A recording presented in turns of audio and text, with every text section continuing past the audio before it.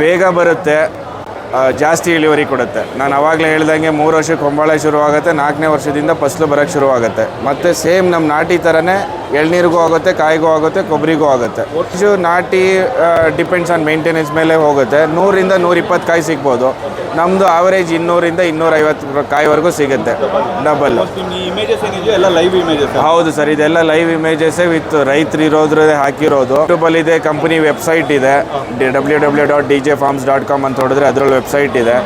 So ಏನಂದರೆ ರೈತರು ಸರಿಯಾದ ಪ್ರಮಾಣದಲ್ಲಿ ನೀರು ಮತ್ತು ಗೊಬ್ಬರ ಕೊಟ್ಟರೆ ಬರುತ್ತೆ. ಸುಮ್ಮನೆ ಹಾಕಿದ್ದೀನಿ ಅವ್ರು 3 ವರ್ಷ ಹೇಳಿದ್ದಾರೆ ಅಂದರೆ ಖಂಡಿತವಾಗೂ ಬರೋಲ್ಲ.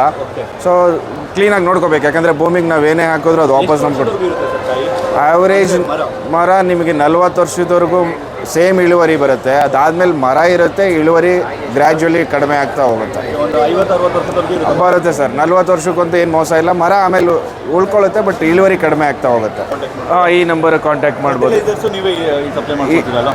ಫರ್ಟಿಲೈಸರ್ಸ್ ಅಂದರೆ ಇದಕ್ಕೆ ತೆಂಗಿಗೆ ಪೂರಕವಾದ ಆರ್ಗ್ಯಾನಿಕ್ ಕಿಟ್ಗಳನ್ನ ನಾವು ಮಾಡ್ತಾ ಇದ್ದೀವಿ. ಸೊ ಅದನ್ನು ನಾವು ಕೊಡ್ತೀವಿ. ಬೇಡ ಅಂತ ಹೇಳಿದರೆ ಫರ್ಟಿಲೈಸರ್ ಮೆನ್ಯೂರ್ ಅವ್ರು ಎಲ್ಲಿ ಸಿಗುತ್ತೆ ಅಲ್ಲಿಂದ ಪರ್ಚೇಸ್ ಮಾಡ್ಕೊಂಡು ಮಾಡ್ಬೋದು.